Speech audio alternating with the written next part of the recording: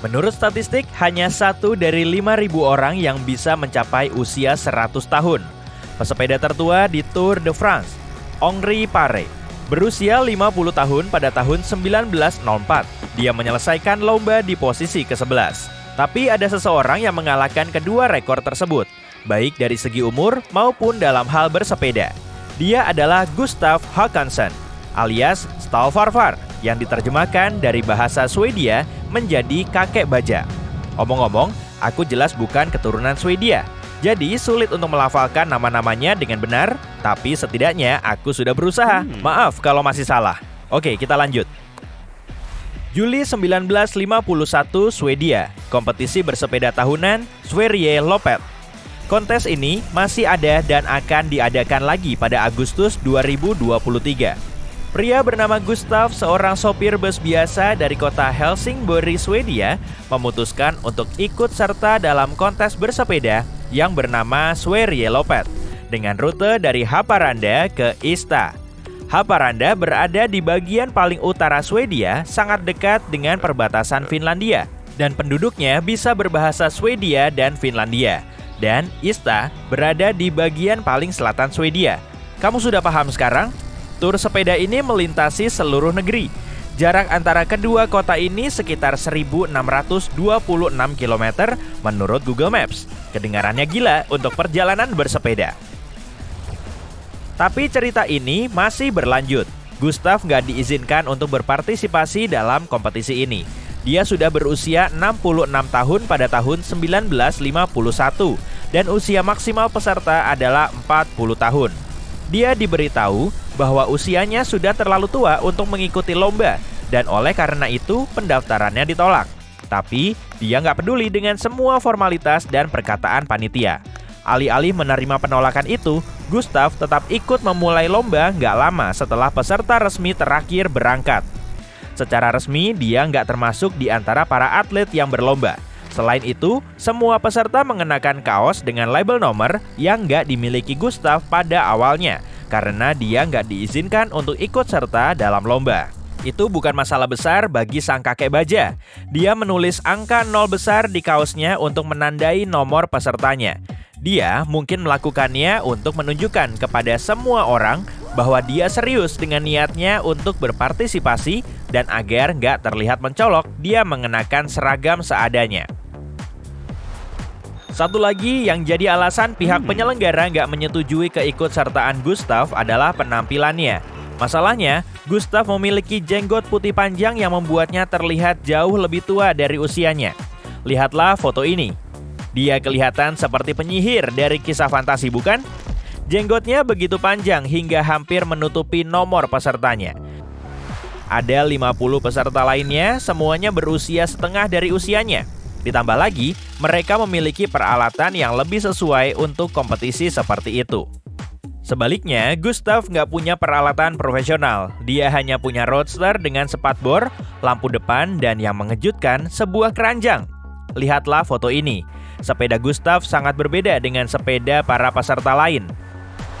Kecepatan rata-rata seorang pesepeda tingkat menengah adalah sekitar 19,3 sampai 25,7 km per jam. Katakanlah kecepatannya 24 km per jam.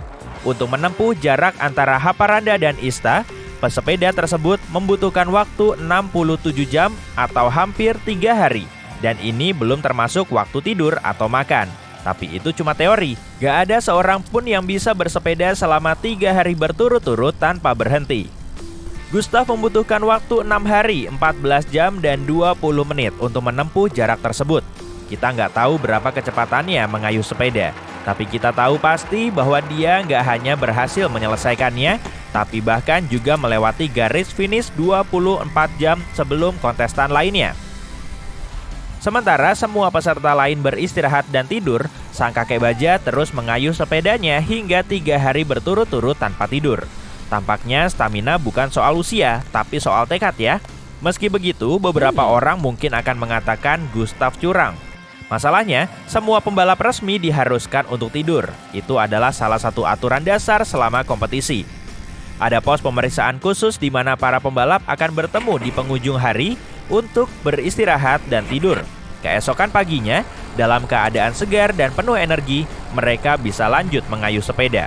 Tapi karena kakek baja secara resmi bukan bagian dari perlombaan, dia bisa dengan mudah mengabaikan peraturan itu dan menghindari pos-pos pemeriksaan.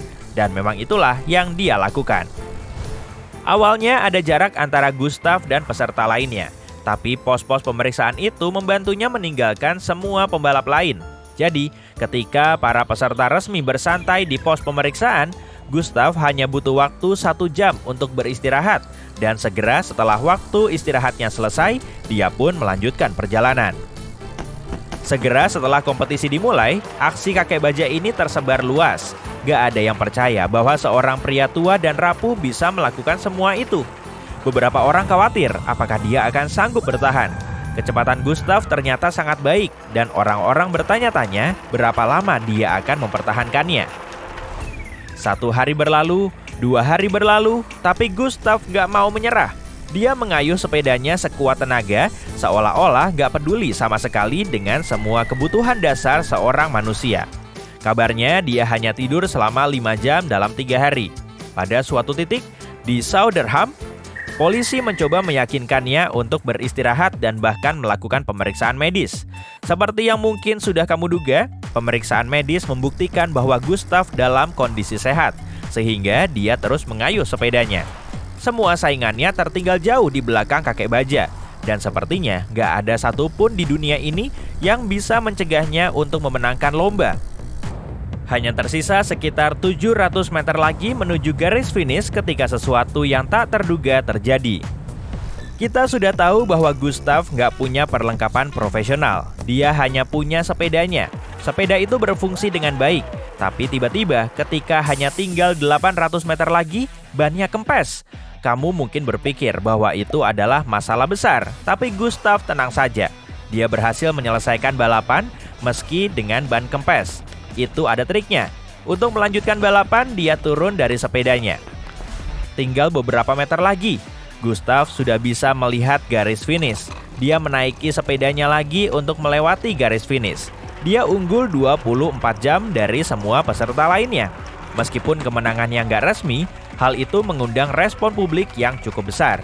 Gustav menjadi sangat terkenal hingga dia bahkan diundang untuk bertemu dengan Raja Gustav ke-6 Adolf dari Swedia. Bagian yang lucu dari cerita itu adalah bahwa Gustav tampaknya merasa sangat senang, bukan karena memenangkan perlombaan dan bahkan bertemu dengan Raja Swedia, tapi karena dia berhasil membuktikan kekeliruan para dokter yang mengatakan bahwa dia sudah terlalu tua untuk mengikuti perlombaan itu. Pada kenyataannya, kakek baja telah menempuh jarak lebih dari 1.600 km. Kita sudah tahu bahwa dia berasal dari kota Helsingborg dan balapan dimulai dari Haparanda. Kita harus melihat peta lagi. Ini Helsingborg dan letaknya di selatan.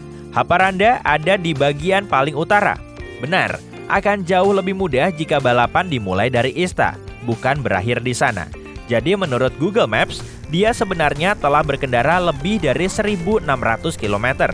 Pertama, dia harus menuju lokasi start dan baru bisa ikut serta dalam lomba.